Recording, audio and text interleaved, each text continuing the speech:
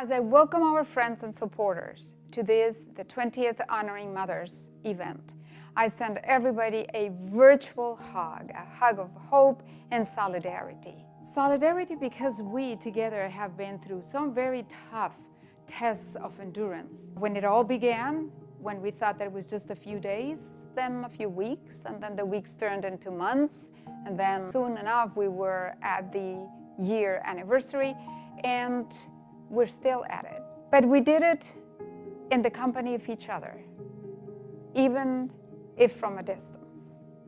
We commiserated through the phone. We knew of each other. We kept in contact. We could reach out. There was, however, a group of people, the victims of domestic violence, who found themselves staying at home, trapped and isolated from any resource out there, in the company of their abuser and with their children. Our hotline, our 24 hotline, went silent from one moment to the next. The victims could not make the life-saving phone call. They could not reach the police, and the police registered for those few weeks that we had the enactment of the stay-at-home orders, that their phone calls also were drastically reduced, only to begin when the orders were lifted. It is for them, as it has always been, that we're gathered here today. If you remember, in 2018, I shared with you all that Bexar County had reached a place of dishonorable distinction with the highest rate of fatalities per capita in the state of Texas. 28 women had been killed. Today, we stand at 39 fatalities. With enormous gratitude, I know that you stand behind our mission to provide the tools towards self-sufficiency and independence from abuse, because we need you. We could not do it without you. There will be a survivor of domestic violence who will be before you talking about her experiences, her life of terror, and then her life of resolution and independence for her and for her children. And then you will hear from Rachel Louise Snyder, the journalist, author of No Visible Bruises, What We Don't Know About Domestic Violence Can Kill Us, is the title of her book. I leave you to enjoy the event. Thank you.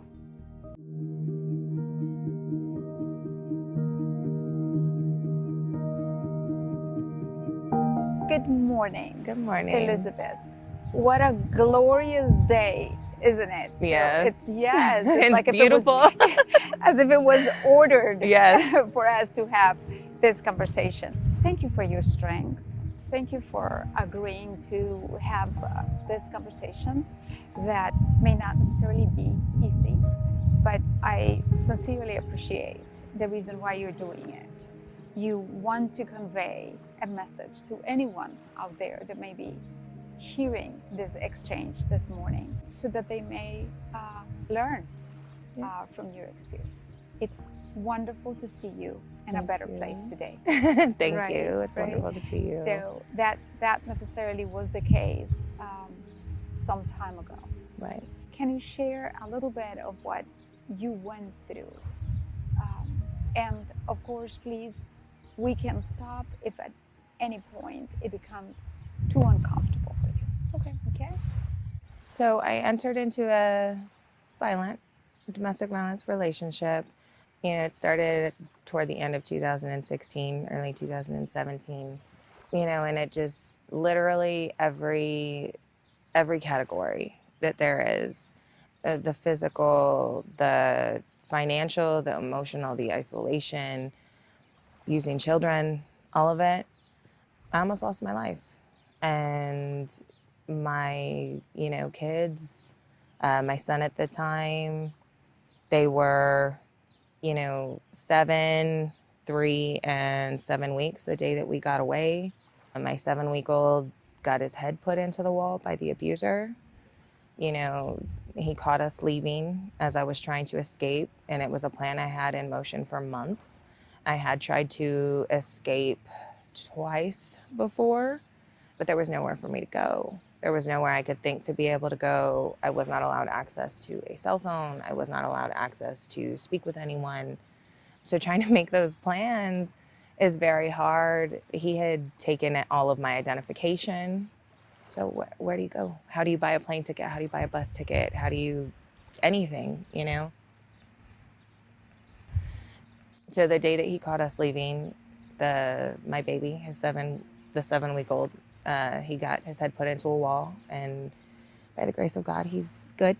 He's 3 now. So happy to hear. He's healthy, but it was a lot, and we called 911. The way that we got away was actually very dramatic because he had left the house for a very short time.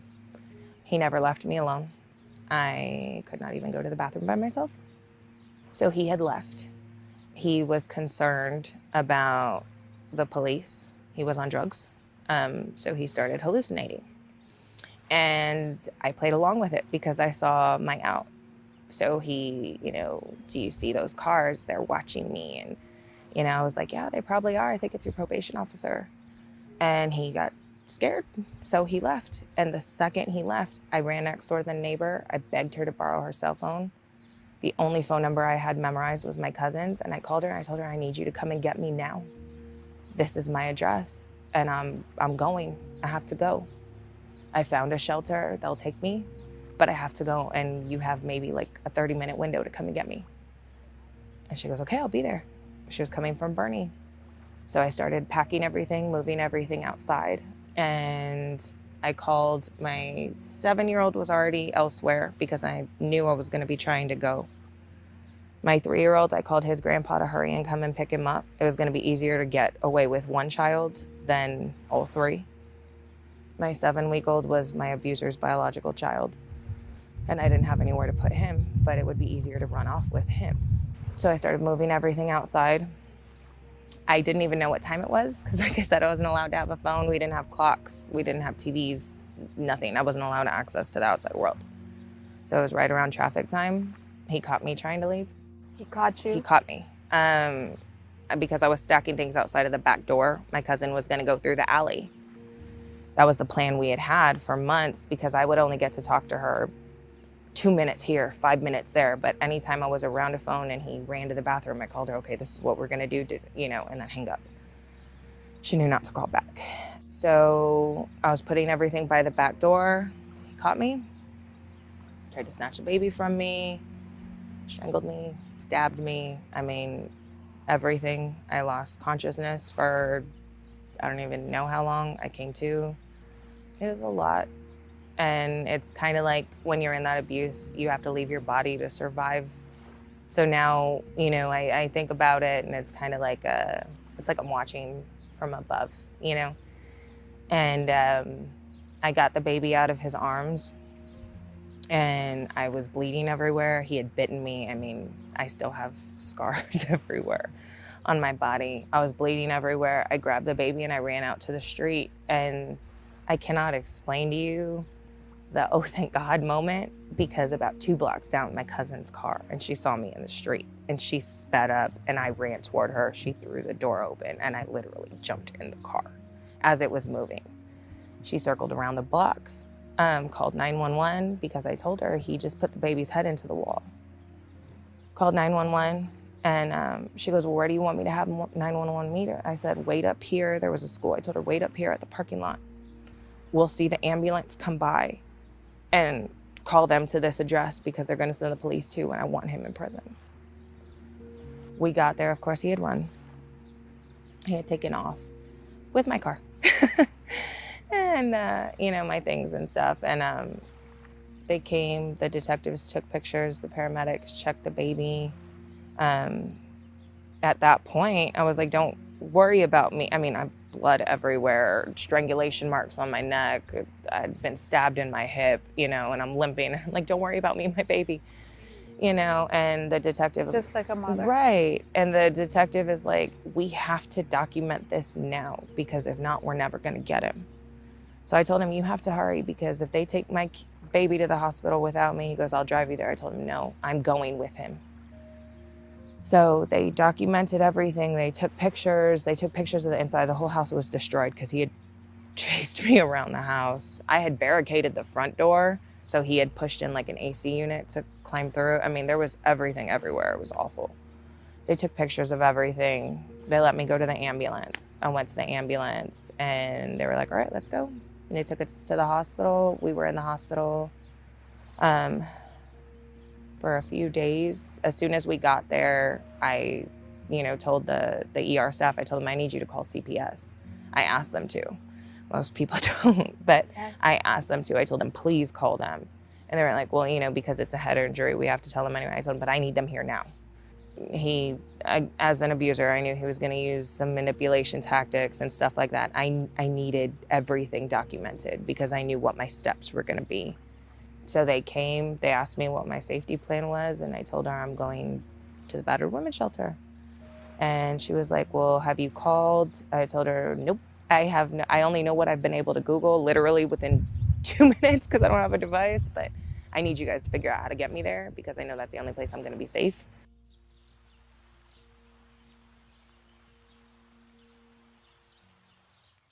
I could have gone with my dad. My dad was very loving, very supportive, wanted to protect me, but my abuser's mom was my dad's landlord. So every time I tried to flee in the past, it was, and my parents were disabled. So it was like, your parents are gonna lose their house. when I would go to my dad's, he was right up the street. There was The threats. right. And you kind of have to do this balancing act where it's like, I want to get away safely and with my children, but I need to make sure everybody around me is also safe, because there's the threats, there's, you know. And you, as the victim at that moment, Yes. You know the weight of the threats. You're the only one who knows. Right. That he'll make good on those Right. threats. And, you know, even my dad, he was like, why don't you just come home? You don't have to be in the shelter. Why don't you just come home? And I told him, because he says this and this, and he will. That's the problem, is he will. They're not empty threats, you know. And my dad was very protective. My dad was like, well, I dare him to come to my house, but I'm very protective of those that I love. So if I had to put myself in the line of fire. That's what love is. Right. And I had to put myself in the line of fire to make sure everybody else was safe first. That's what I did, because I had my plan, but I needed to make sure everybody else was going to be safe first. I needed him in prison and out of the way, because that's the only way we were going to make it. That was it, with him. Justice. How many times did you hear from friends or relatives, leave him? Why did you leave him? I hate that question. Because everybody asks the victim, why didn't she leave? But nobody asks the abuser why they abuse. Because there's not really an answer. But, you know, nobody seemed to have any interest in.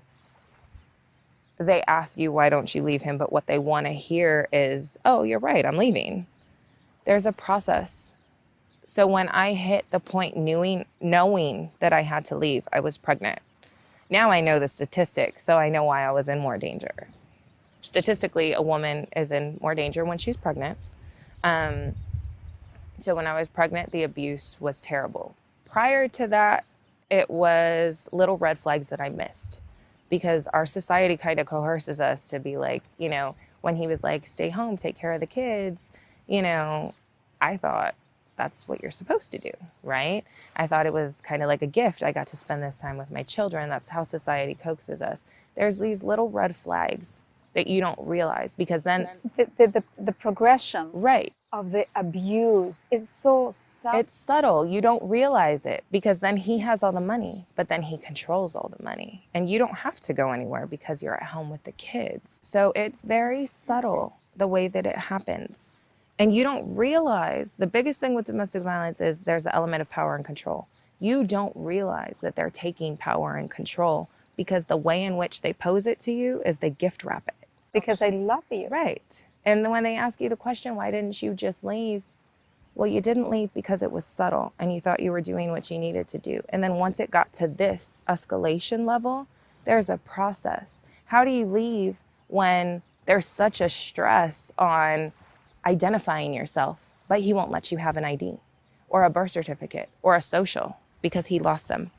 How do you leave when you've been out of the workforce and you don't have an ID? How do you leave when you don't have any money? How do you leave when he takes the car? How do you leave when you're not even allowed to have a cell phone? How do you leave when you're pregnant? How do you leave when you have 3 other children? Right. How do you leave safely? And then where are you going to leave? Right. And then all of these threats and all of these, well, your family's going to lose their house. I know where your cousin lives. He even came out and he called my cousin when he couldn't find me and said, you better help me find her because I kill kids too, and threatened her children. So it's just like, there's so many different aspects that you have to plan for. Me leaving, I left April 24th, 2018. That was my formal escape out of there when everything happened with the baby. So with that happening, it took 6 to 8 months to have the plan in place and to have it enacted. Because when you don't have access to the outside world, it's hard. Even when you do have access, I guarantee you, because before, when I was allowed to have a cell phone, it was monitored 24/7. You know, it's just, you have to be careful. So it's every aspect of your life that is being controlled and overpowered by him. Yes, even something as simple as my mood. If I'm upset, I should be allowed to be upset. If I'm sad, I should be allowed to be sad. If I'm angry, I should be allowed to be angry, as long as I am Why are expressing you those angry? in a healthy way. But no, he wanted the Stepford wife. Yes, darling. Yes. And even then, well, you're making fun of me. You're condescending to me. If the hardest thing about abuse is we try to, as a survivor, right? I tried to adjust my mood to avoid the beatings, but there's a point in which you realize you actually have no control, because what worked last week to keep him from hurting you is not working this week. So at that point, it doesn't matter. And everybody has a different breaking point. My breaking point was him holding a gun to my head when I was pregnant. And I was like, I have to go. That was the worst beating I took before the day that I left. I thought I was gonna die. I lost consciousness. He wouldn't let me go to the hospital. And I hadn't felt my baby kick in days. And then all of a sudden I felt him kick. I was terrified. I didn't know what happened. So that's the breaking point, but everybody hits theirs at different times. So why don't you just leave? It's like something to throw in your face, because there are so many different aspects and everybody's story is different. It negates the reality of the victim Right. at that point. And you don't ask that. When the abuser is not present, you say, hey, no matter what, I'm here for you. So when you need me, if you choose to step away from this, I'm here. Because there is power in support. There is power in numbers. An abuser, if they have a room full of people, they're not going to fight all those people.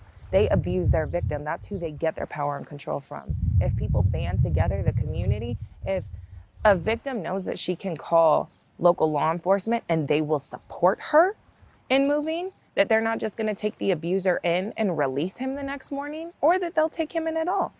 We don't want them to come out and say, well, this is a civil matter. You have to evict him. We can't make him leave. No, make him leave. Do what is for the safety of them. There has to be this faith. And then when a woman leaves, she's also statistically in the most danger of being killed, because once an abuser loses that power and control, they'll do anything to get it back. They've lost everything. They will do anything to get it back. We're asking the wrong question. Yes. It's not why didn't she leave? Why doesn't she leave? It's how can we keep her safe? Yes. How can we support her? Yes. How can we help? I mean, I know the mentality a long time ago, and I know there are still people who have the mentality, it's none of our business, right? How many times have you heard the neighbors arguing, it's none of our business? It is your business. Because if you can hear it, your children can hear it, the community can hear it. We are creating this environment where it's okay, it's normal, and it's not. Abuse for anybody is not. And the question everybody should be asking themselves is this right or is this wrong? And if it's wrong, you act. That's it. That's the only question that needs to be asked. Because if it's wrong, you try to help. You try to help. They're not gonna, the abuser, sure, if it's one person, they may talk trash to you too. But I guarantee you, if you get your household and your neighbor, and then you call SAPD and you get another neighbor and you guys go over there in a group, he's gonna get scared. And you don't even have to do anything, but you leave her alone. I've done it now. I've seen couples arguing, oh, you're not gonna put your hands on her. But then the second I step out of my car, it happened at a gas station, you leave her alone. Of course he starts to approach me and cuss at me and everything. But when he starts to approach me, 2 other guys come over and they're like, no, you need to leave her alone. And he took off walking. Power in numbers, power in support. It's that low self-esteem in Right. these abusers. Right. So they do not abuse, they do not break down and become aggressive in the workplace. Right. Actually, when they lose the job and they're handed that pink slip or that letter letting them know that they're no longer welcome in the workplace, they do not, very seldom abuse the boss. Right. They collect their things, they drive home, they stop at every red light, and then they go home. Yes. And they lose it. Yeah.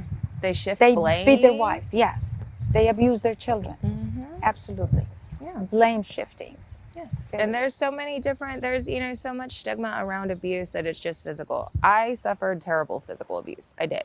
However, the stuff that I still heal from is the emotional, is the mental abuse, because the scars have healed. I'm no longer bleeding. I no longer have strangulation marks on my neck.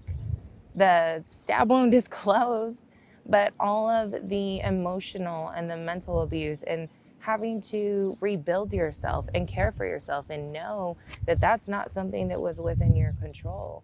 And then to be able to take it and turn it into a positive and to grow and to thrive, that's where it is. Those coercive behaviors, that Right. coercive control. Maybe he will not even put a finger on the victim, but those are deep scars. Yes. And those are the ones that take healing forever. And there is so much opportunity because, you know, the charge of family violence carries a maximum of 3 years. But what about the family who went through it? Because they're going to be healing for more than 3 years. They're impacted for the rest of their lives. And then you count how many people are impacted. The victim, the children, you know, there's so many different factors. The generational Right. Because, impact. Right. Yes. Because you either break the cycle or you continue the cycle. So which way is it going to go? I broke it. That chain is broken. It's Obviously. shattered. Obviously. But, you know, how many people can't break that chain and they continue the cycle and it continues on? It's just, there's no reason. We were talking before about the fact and the fortune that you have 4 boys. Yes. Right? Yes. So tell me what it is that you see in the fact that you have boys. Oh my gosh. Okay, so with my boys, I really feel like I was made to have 4 boys because this is how we smash the patriarchal, you know, this is what it's supposed to be. And this, my boys. Destiny. Yes. You're a boy, you're destined to be abusive, Right. you're destined to be aggressive. Yes. So with the boys, it's very different because we have lots of talks about how we feel and healthy boundaries and what that looks like. And it's okay for you to be upset, but you express that in a healthy way. You can do X, Y, Z. You cannot do this because this is not okay. Cause and effect. Getting those wheels turning in their head for them to understand. And it's so amazing to see them as they progress in their age. My oldest one is 10 years old. His boundaries are so healthy, it's crazy. You know, my 6-year-old told a friend at school the other day, they took something from them and he told them, excuse me, but that was mine. I don't appreciate you doing that. And it was so funny because when his kindergarten teacher tells me about it, he's like, most kids don't talk that way, but that's how we talk to each other because he let him know, I don't appreciate you taking my stuff. That was mine and I'm gonna need you to give it back. Probably your abuser was not taught any of that. Right. A lot is said about generational violence, and Right. we're talking this moment about generational violence. What about your own home? Do you come from generational violence? My home was very good. My dad was very supportive. So our culture is a little bit different. We are Apache on my dad's side, Apache and Navajo. And so in Apache and Navajo culture, the women are forces of nature. I mean, Apache culture, back in the day, they would train the women as warriors also because somebody needed to protect the children and the elderly, right? So when I was growing up, I wanted to be a pediatric surgeon. That was my dream since I was like 5 years old. My dad got me a stethoscope and everything, loved it. And there were people who would tell him, like, you can't raise a doctor, like a woman can't do that. And this isn't even that long ago, you know? And he was like, my daughter can be anything she wants to be. Those things were not for me. I mean, I remember we lived in not a great neighborhood and somebody had made a comment about like the old term being barefoot and pregnant, right? And my dad was like, not my daughter. Like, that's not for my little girl. Like, she can be whatever she wants to be. He raised me to stand up for others. He raised me to have a voice and to speak out. I mean, it's so funny because he always told me, don't fight, right? Don't start a fight. But if you see somebody being picked on, you step in for them because you may be the only friend that they have. And the first friend I made in kindergarten, that's how I made her as a friend, you know. And me and her So still talk. abuse in your life caught you by surprise. Right. I've always fought against it. I had friends, I had cousins who were in abusive relationships, and I just swoop on in there when they told me they were ready to get out and, you know, confront their abuser. You're not going to do this anymore. I'm taking them, like, you know, and that was it. So when I came out when I was in the shelter, after my abuser had been taken, I reactivated my social media and I started to share my story because I know the shame that I felt and I know the embarrassment that I felt. And I was like, there's somebody else out here who's going through that. So when I shared my story, the only people I have on my Facebook are close friends, and they were shocked. How did you How can end that up? happen to you? Right, Yeah, of all because you people. were always a force of nature who fought against it. And the thing is it can happen to anybody because it's so subtle. 1 in 3. Yes. 1 in 3, that's the statistic. Everyone, yes. And Elizabeth, time is not our friend today, but we can continue this conversation yes. in the future. I would love for you to come back and visit the shelter. I would like to hear from you what things helped you at the shelter and what things were not there, what things were not necessarily helpful, so that we may grow. Yes. So that we may be better support for the victims. I so much appreciate this opportunity that you give us. Thank you for your candor, but more than anything else, for wanting to speak out and to share your story so that others may learn. Of course. God bless. Thank you. Thank you.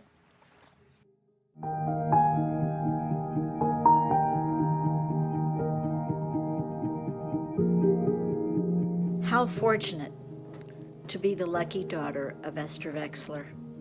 While I may be the only biological daughter, I'm far from her only daughter. For many of us, consider her to be a great teacher, a nurturer, a woman who is always there to listen, to support, to help analyze, to strategize, and to do good. Thank you, Mom, for being such an inspiration to so many of us.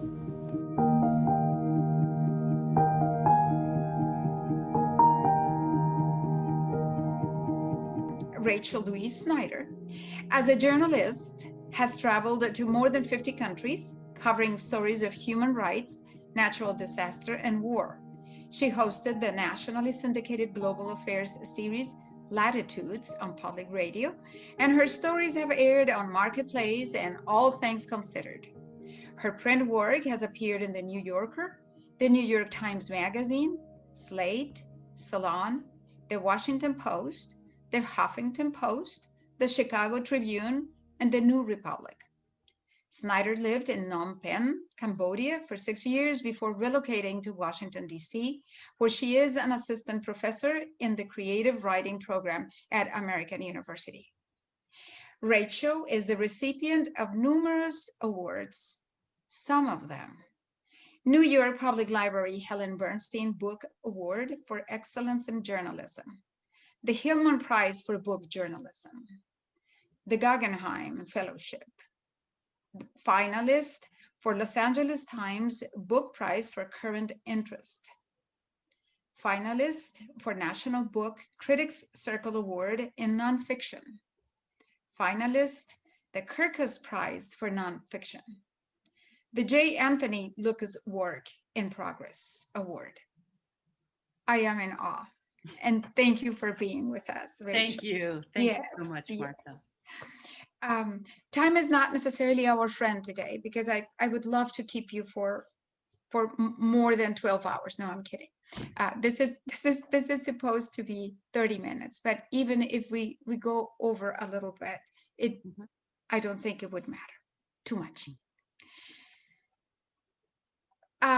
It wasn't easy for me to select questions to ask you, Rachel, because there is such depth in your narrative that I wanted to ask many, many more questions. So this is a selection of my selection, okay? DV is such a complex and nuanced phenomenon. I marvel at the systemic way in which you covered every aspect of it with acute clarity. The perennial question: why doesn't she leave?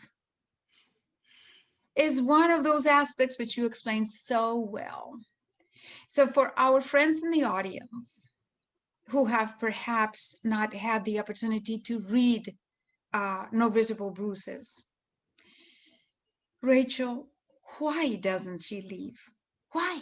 It's truly the perennial question, and it's why I spend the first third of the book on that question. And there's a couple of different answers. First of all, the first answer is she does leave.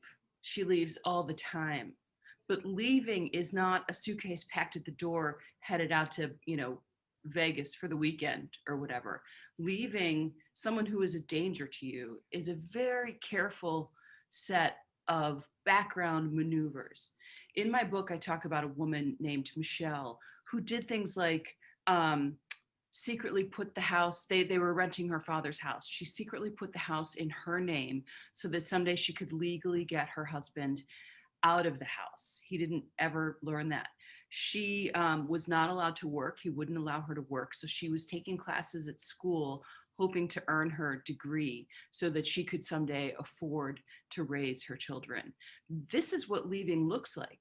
Leaving is not this sudden, I'm off for the weekend. I think, we hear a stat around domestic violence that says it takes 7 or 8 times for a victim to leave. And I like to say it doesn't take 7 or 8 times. It takes one time, but it's years in the making. That's one element of why she doesn't just leave. The other thing I would say is it's the wrong question to ask. We should not be asking, why doesn't she leave? She's the victim of a crime, right? If your house is burgled, the police don't come in and say, my God, you've been the victim of a burglary. This is terrible. Well, you have to leave now and the burglar's going to live in your house. I mean, that's what we're asking victims of domestic violence to do when we expect them, the impetus to change is on them. So I think the question we need to be asking is, why is he violent, or why is there violence in the first place? Yes. And make all of the necessary changes to the laws to make it happen. And enforce them.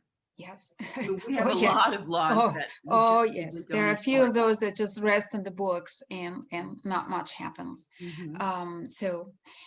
Thank you. We have to talk about COVID.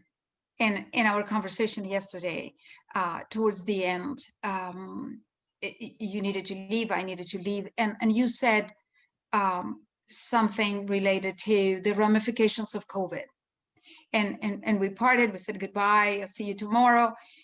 So that kind of lingered in my mind. So yeah, it is impossible to escape the topic, even about domestic violence. But in fact, COVID created a situation that where the stay-at-home orders were mandated to protect us in our health. It created a situation of increased horrific risk for victims of domestic violence, isolated and trapped in their homes with their children in the company of their abusers. What are some of those ramifications that you were considering when we said goodbye yesterday? I think I'm glad you brought up COVID because I do think we're going to be talking about it for the next decade, or more possibly. I did a story for the New Yorker, sort of when COVID first began. It now seems so long ago, but I think it came out in July of 2020 maybe. And I interviewed an emergency room physician who said to me, it's not the COVID cases I'm going to remember from 2020, it's the child abuse. And I think that it just it just stopped me. You know how sometimes people say something, it just stops you in your tracks. And I thought, first of all, we've got this issue of third parties are usually the ones who report child abuse, teachers, coaches. that therapists, whatever. And so we don't have, you talk to people who work in child abuse and they're not getting the calls that they did pre-COVID. That is not a good sign. That is a scary and terrifying sign. What is happening, right? What is happening? Yeah. I mean, we just don't have any real idea.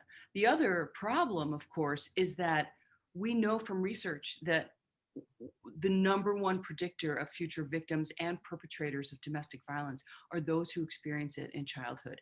So we are in a situation where we're grooming the next generation of victims and abusers right now as we sit here. And I feel like this is a place where our resources need to really, really target. Otherwise, 20 years from now, there's going to be some other writer, other than me, sitting here giving the same message, which with numbers just as terrifying as they are now.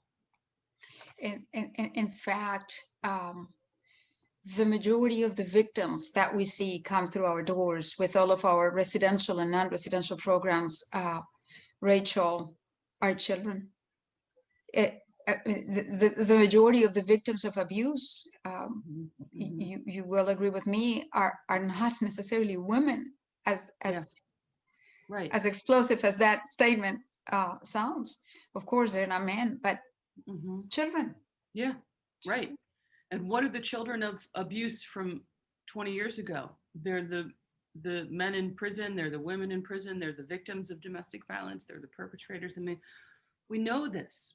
This is not knowledge that is shocking or new, but it does and should inform how we resource our programs in a world of limitations.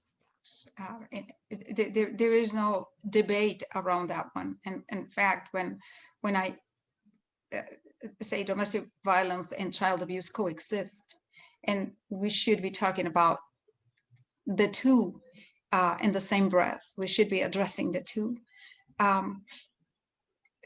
Heads are always nodding in agreement. Mine just did. Yeah. I mean, like I said, there is no debating that one. So, yeah. Culture specificity is a must in services and interventions. In large ways, certain aspects of different cultures around the world are big contributors to the incidence of domestic violence. And yet, the common thread running through all cultures is male entitlement. Patriarchy was established in 453 BC. That's 2,474 years ago. Thank you for doing the math for me on that. Yes. There is increased awareness. This is kind of a convoluted question, but there is an increased awareness of gender inequality and the need to look at policies through the equity lens.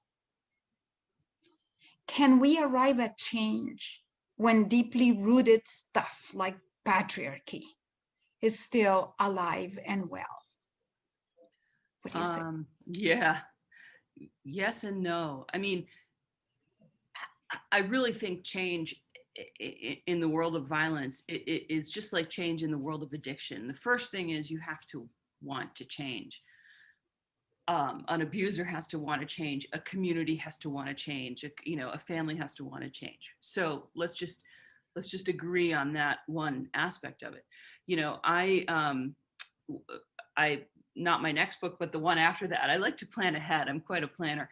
I'm looking at some of these laws and their roots in patriarchy from how many? 2,400 something years ago, you said? Yes. You look at our self-defense laws, for example, which is one of the things I'm focusing on, and they can be traced back to the Castle Doctrine in the Middle Ages in the UK or in Europe, and then the Castle Doctrine itself could be traced all the way back to the Roman Empire. So I do think that having these tentacles of history is helpful for framing what we want the change to be. At the same time, creating new laws is only one part of a solution. You have to train law enforcement on how to use those laws. You have to train a judiciary on how to interpret those laws, right? So it's not such a simple proposition, and then you still have society. You know, I spoke to a researcher, James Gilligan. I don't know if you ever come across his work, but I quoted him pretty extensively in the book. And one of the things he said to me when he interviewed me, and this gave me sort of an equal measure of hope and despair. He said, if you look at any massive social change that we have had as a country, as a relatively new country, you look at women's suffrage or the union movement or civil rights, and the social changes have always preceded the law or policy. And I thought, you know, this is really a moment of social change. I think we're seeing that in racism and anti-racism. I think, you know, you and I are talking the day after the George Floyd trial verdict has come out, which has been widely cheered. At least maybe I follow only like-minded people on Twitter, but you know, to me that is a symbol of social change happening before the laws have quite caught up. I think the Me Too movement is another example of sort of social change, pushing our awareness, and at some point the awareness hopefully will begin to affect laws. And I mean, we could talk about this for the next, you know, 10 or 12 hours, but I think, you know, you're starting to see, for example, across the US, coercive control laws being passed. You know, they started in Europe. Where, Rachel? Sorry for my interruption. Hawaii. No, it's fine. Hawaii was the first one. Actually, they're starting west and moving east. Oh. Hawaii was first. California was second. Connecticut is about to pass theirs. And then there's 3 or 4 other states that they're being considered. Maryland, New York, I think South Carolina, actually. So there is this awareness of the ways in which domestic violence is not always physical violence. It's coercion, and it is emotional abuse. It's psychological abuse.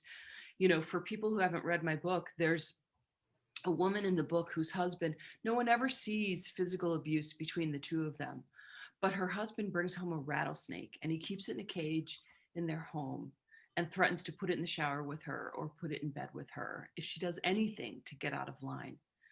You don't need physical violence to have someone under your control in that kind of situation. You know, there's a reason the book is called No Visible Bruises. So I feel like I've traveled far from the beginning of that answer to the end, but I guess that's what I would say. I feel hopeful and despairing in equal measure. Yes, I go through some of the same analysis myself when we're faced with horrific cases of coercive abuse, and I wonder, you know, what is it that legislators do not see? The deep-seated scars of emotional and psychological abuse can be observed when you hear the stories. You can understand why that woman will forever be scarred and will be struggling with the effects of the coercive behaviors. Still, they have no standing before the courts. Mm-hmm. Mm-hmm. They have no standing before the courts. We had a case of a woman who was kept naked in the bed compartment of the truck of this abuser, so she wouldn't escape. And again, the leaving, right? The leaving, it's a process, it's not an action. So finally one day, naked as she was, she left the truck. He stepped out to go into the gas station store to buy something, and she took that opportunity to leave. She came to our shelter, and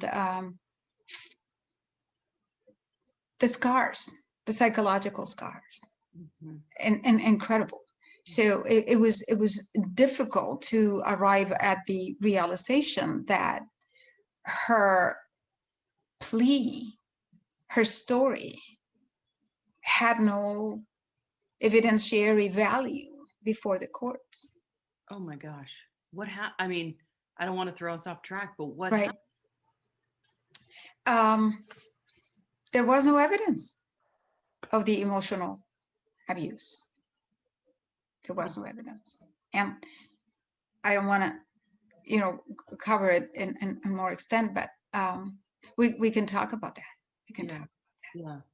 I mean, that's, just when I think, Marta, that I've heard every possible story, I hear one like that, and I think, my God, you know. Yeah, or the woman. I mean, this is not major. I mean, when I tell you that a woman came to the shelter with her two front teeth in her hand, in a wrapped in a tissue. There are cases that stay with you forever, in spite of no visible bruises. Yeah. I mean, she got her two front teeth replaced. We saw to it. The other woman had no visible injuries either, but the deep-seated emotional, psychological Right. was something else. Yeah. But anyway, so my next, not as convoluted, but there is an upward trend in domestic violence all over the world, not just in the United States. Sociologically, what has happened to account for it? There has been the pandemic before the COVID pandemic. It seems like there have been a global normalization of abuse. That's what I feel. Do you?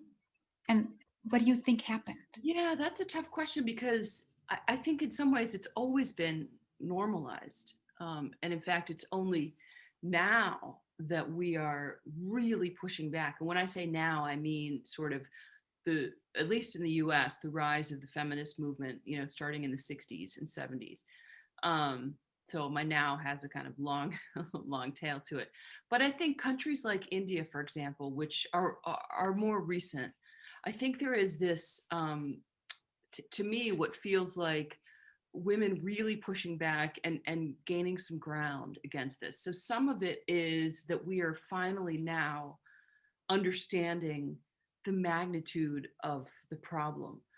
South Africa, I can't remember what the statistic is, but it's something like every 5 seconds a woman is killed or it's a terrible, terrible statistic. And I think the fact that we are learning about these stats is putting it, sort of front and center. I think when organizations like the WHO or the UN come out and say this is a global epidemic, I do think people begin to pay attention. I don't know, the inequality. As someone who has traveled a lot around the world, you know, I've seen countries where, for example, culturally, it's the mother-in-law who's ordered to do the beating of her daughter-in-law by the son, right, by her son. Yes. So countries where it's so normalized that it's in victims that this is acceptable, that this is normal. That kind of change is just, to me, I don't know that I have the answer for that kind of change. It just feels huge. I will say, this is going to sound self-serving and I don't mean it to, but I will say that my book just in the last week and a half has come out in South Korea, Spain, Russia, and Poland, and with a bunch of other countries planned. And so I've been doing these interviews all around the world with various translators and whatnot. And it does seem like people are really, truly hungry to figure out how to really begin to address this in places like South Korea, where it has been pushed under the rug forever, or places like Russia, where it's been decriminalized. I feel like, those who are progressive and who are thinking of moving society forward have this on their agendas. And that's good news, maybe. Yeah. Oh, that's absolutely wonderful news. Wonderful news. It raises the awareness. It takes the normalization trend, down, down. Um, Hispanic America. I mean, domestic violence is rampant.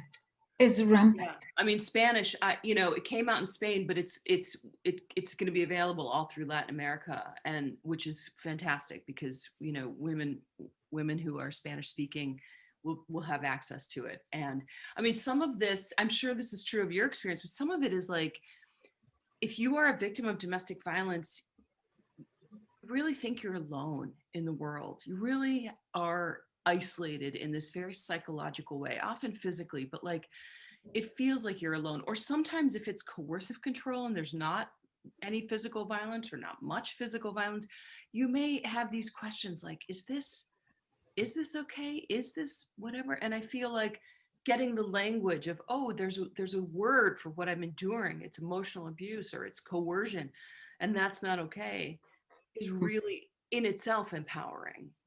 Yes, yes, it is, and it makes it even worse if you were exposed, if you come from domestic violence, because you've normalized it in your social context, and you make the adjustments necessary Right. to live with it.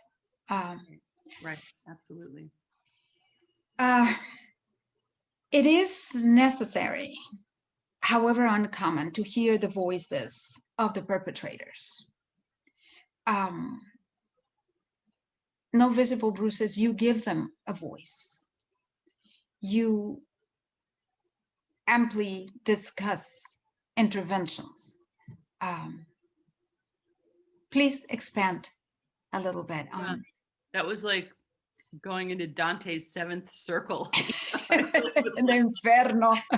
It's funny because I have four brothers, although they're sort of to varying degrees, right? They're step and half and whatever. So Steps of brotherhood. Yes, exactly.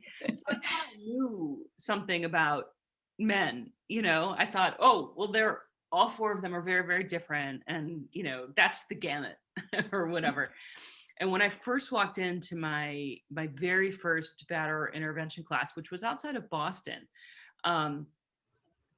it was shocking to me because I thought all these guys are just like my brothers. All these guys are guys I would go have a beer with, and they ran the gamut of economics or class and race and age. There were 7 of them in class. The youngest was 19 years old. Both of his parents were professors at university. I mean, just not probably the first image that comes to mind when you think of abuser. And I think, one of the things that we have not been very good at, we have gotten good at building, for example, building shelters for victims. And that's a necessary component of our domestic violence world, right? But we have not gotten very good at violence prevention. And until we get that piece of it, we're always going to be building shelters and trying to figure out, new and better ways. And I think it's really important to have their voice at the table. They may not say things that you are going to want to hear, but their voices are important. I had a man come up to me. I spoke in Western Massachusetts right before COVID hit, and in the Berkshires, beautiful part of the state.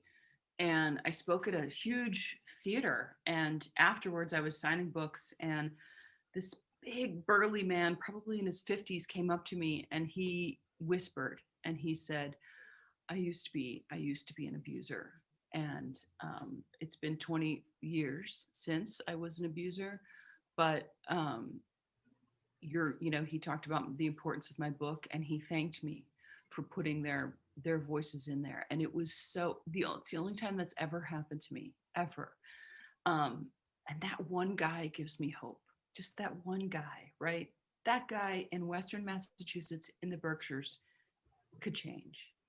Yeah. So I do think it's left. I do think they're left out of the story too to our, what's the word I'm looking for? It's our loss when we leave out any of the voices. Yes, absolutely. We learn where it comes from, where aggression and domestic violence come from when we sit down and talk to them.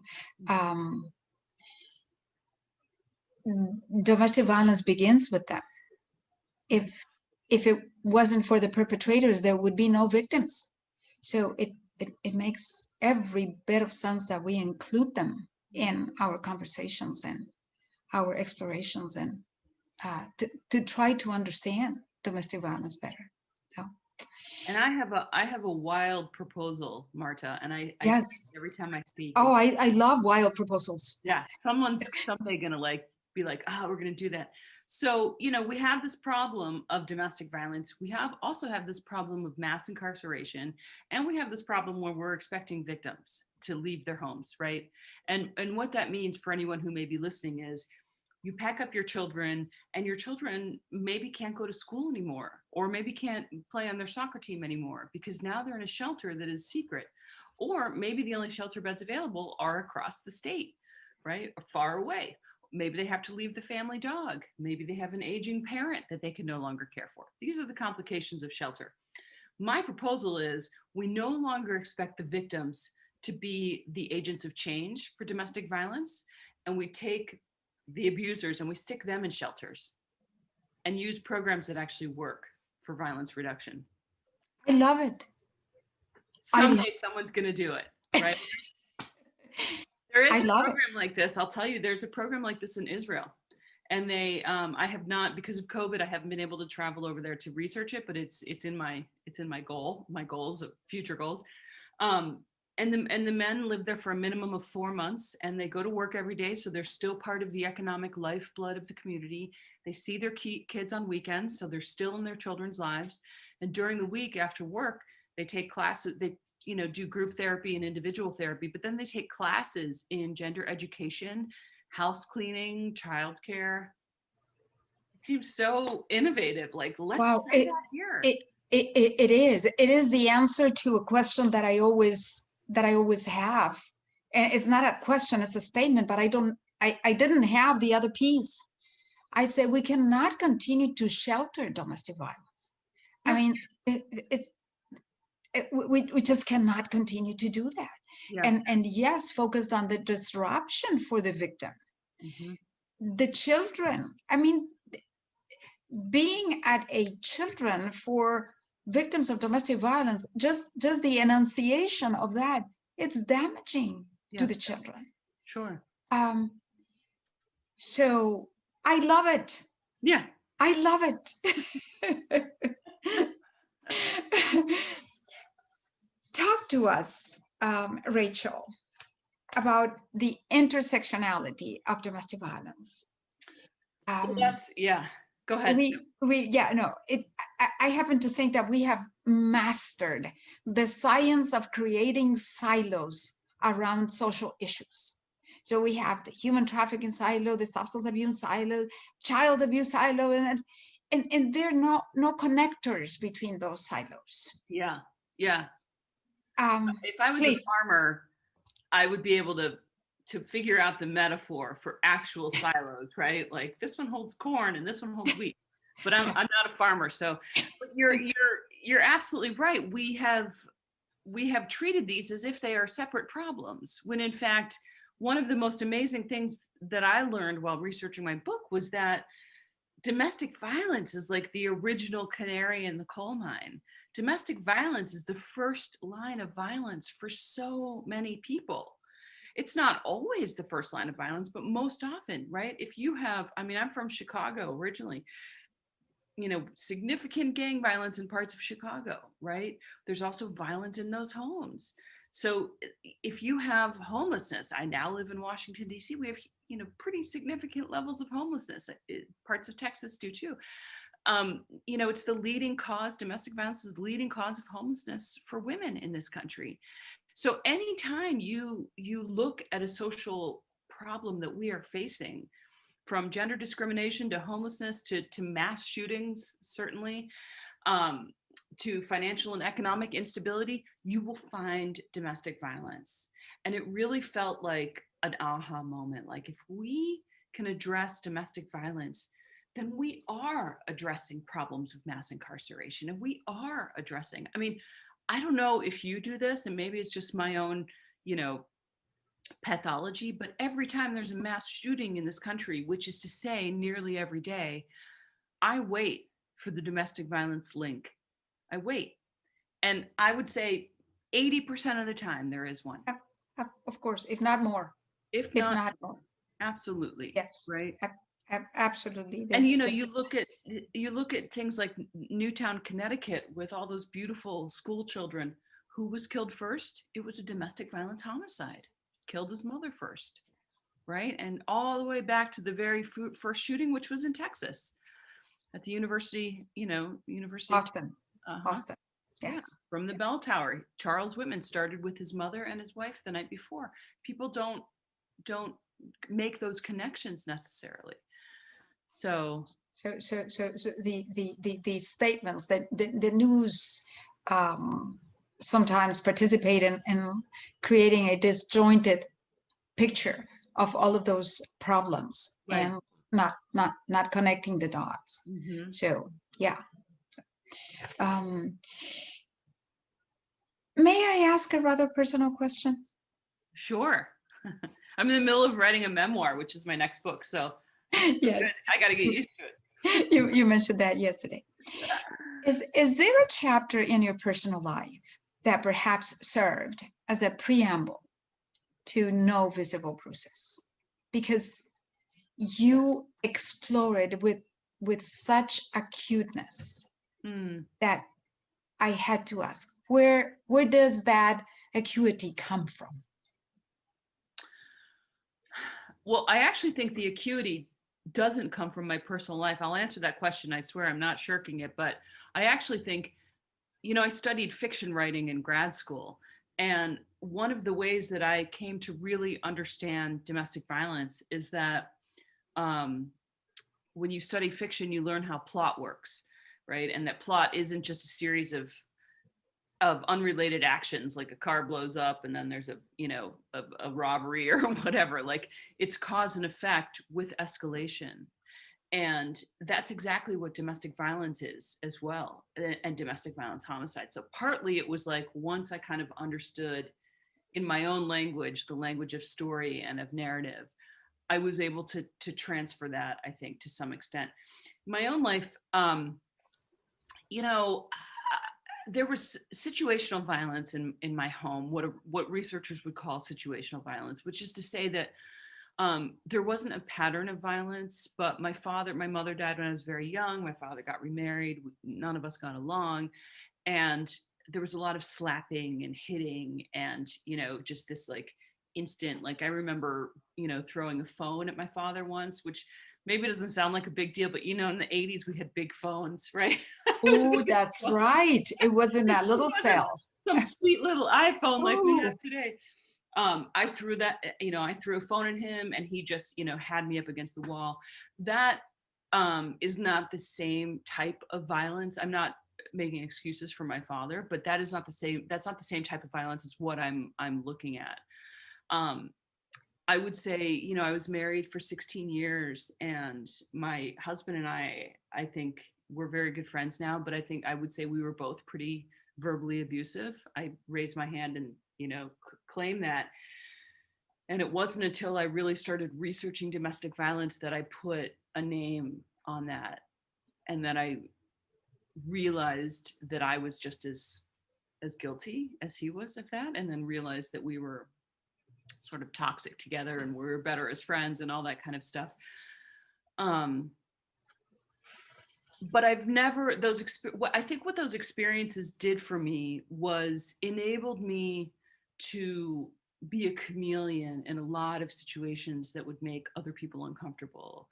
Like, I'm not particularly uncomfortable walking into a room full of batterers. I'm not particularly uncomfortable walking into jail. I'm not particularly uncomfortable interviewing people who have committed really, really, really terrible crimes, because I'm interested in the complications in the stories of everybody. And whether that comes from my own background or from my imaginary life, or my life of my own imagination, I'm not sure, but it's a good question. I've been lucky. I have not encountered most of what the people in my book have encountered. I'll say one other thing about that, and this is just in my mind, I guess, because I'm writing about this, but you introduced me by saying I'd been to 50 some countries. And in those countries, I've met people who have endured unbelievable things. I was in the outskirts of Kathmandu when Tibetans, this is back in the late 90s when Tibet was a big issue, Tibetans were walking over the Himalayas a month. It would take them through the snow. One woman was 5 months pregnant and her husband got severe frostbite, had to have both his legs eventually amputated below the knee. She carried him on her back for 5 days. I mean, just unbelievable stories. And so to me, the stories I'm telling in No Visible Bruises and everywhere else are not stories of homicide and death and violence. They're actually stories of survival. How beautiful. You talked about the stories. Is there a case that happens to me? This work of 20 some years. There are a few cases that, for whatever reason, have lingered in my mind. As I said before, the one with the 2 front teeth, as she was coming into the shelter, she handed me a tissue, and I thought she wanted me to throw it for her. Right. She wasn't saying much, and when I did finally saw a garbage can and I was walking towards it, she came running and she grabbed my hand and she opened the tissue, and there were her 2 front teeth. That stuck in my head to this day. What has been that case that imprinted in your head? There's certainly more than one, but I think the case I talk about towards the end of the book of Dorothy Gunta Cotter. Dorothy was killed while the police were at her house. They were at her front door, banging down the door, and you could hear her voice in the background. Her 11-year-old daughter was upstairs on the phone with dispatch, and she's screaming, she's crying. You can hear her father yelling. At one point, he picks up the phone and tells the dispatcher to call the police off or someone's going to get hurt real bad. That's what he says. And he has this total chilling calm in his voice. And you can hear Dorothy in the background screaming, he's going to kill me, he's going to kill me. And then the police, you can hear all of this. The police break the door down. You hear a gunshot. You hear Dorothy's voice just drop out suddenly. He shot her in the back. And then you hear this little 11-year-old girl screaming. That, I've heard that tape a dozen times. I can't, it's almost hard for me to talk about it. That little girl is grown now. She's actually doing okay. But when I was writing the book, and I think I can't remember if I wrote this in the book or not, but I just started sobbing on my couch. I was, sitting on my couch writing, and I was just sobbing, partly because I was identifying with, the loss of a mother at a very young age, as I lost mine to cancer, not to violence, but still. And she lost both her parents that day. Her father then committed suicide. And you just hear it. You hear it. And I've read all kinds of cases like that, but hearing it is a different emotional tenor, and I'll never forget that. Yeah. That little girl. How do you take care of yourself? There is vicarious trauma, I have no doubt. Oh yeah. You're talking about it. What is your formula to remain sane? I'm so we need to talk about this so much more than we do. And I'm really an advocate for talking about, you know, vicarious trauma, because it's a very real thing. When I was reporting this book, in the middle of reporting this book, I had just a complete, it wasn't quite a breakdown, but it was like, I was walking my dog one day just after I'd sat in on a fatality review where this woman was killed. And my dog, who's, by the way, 2 feet in front of me right now, you can't see her, but she's laying there. And I was walking her, and I just sort of fell over, like my body just lost its, like I just went boneless and started crying and could not stop crying. And I cried for the next 10 days. I cried, you know, I'm a professor at a university. I was sitting in class one night during this 10-day period, and I went up to move my hair or something and realized I had tears in my eyes. And I was like, what is happening between my body and my brain? And I stopped researching violence. I called a therapist immediately. I started reading poetry and painting. And I spent the next year and a half in pretty intensive therapy. And my formula is really simple. Like, I ride my bike a lot. I'm a huge cyclist. I try to ride 40 or 50 miles on the weekend. So that's a big deal for me. I lift weights and box, and I eat really healthy. I don't drink. Everyone has to kind of figure out their own formula. The important thing is talking about it, I think. I still have a lot of trouble sleeping, just so much trouble sleeping. I do the Headspace app a lot, if you know that. It's a meditation Yes. app. Yeah. So, Rachel, it has been an honor. It's difficult to say that I had fun, because it's such a heavy topic. But it was fun. yeah. I think this is just the beginning. Please don't get too busy, Mhm. because we would like to have you again Yes. and have a follow-up to our conversations. I would love I will be looking into how to make a reality that intervention for men. That would be amazing. I'll be the one. I can assure you. Oh my gosh. I can assure you. I will like blast it around. I'll write about it, whatever. I think it would be amazing someday. I think I want to try it. It makes sense. It makes sense. You know, and here's the thing I say to people, like, it may not work, but where is the harm in trying? Absolutely. Absolutely. As I said, this sheltering DV is cannot be all of it. No. It cannot be all of it. No, absolutely. Yeah. Yeah. Thank you. I am in awe of you. Thank you. Thank you, Rachel. Let's stay connected, if you please. Yes, I would love that. This was so wonderful. You're such a pleasure to talk to, and they're just like an authentic. Definitely likewise. Thank you. Thank you very much. All right. Stay well. Okay. God bless. Bye-bye.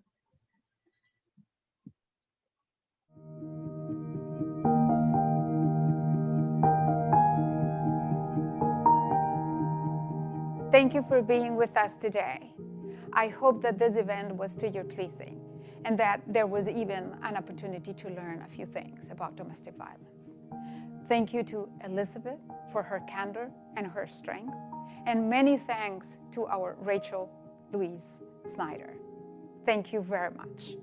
And to all of you out there, a virtual hug for being with us, for sponsoring the event, for participating, and for your continued support. God bless.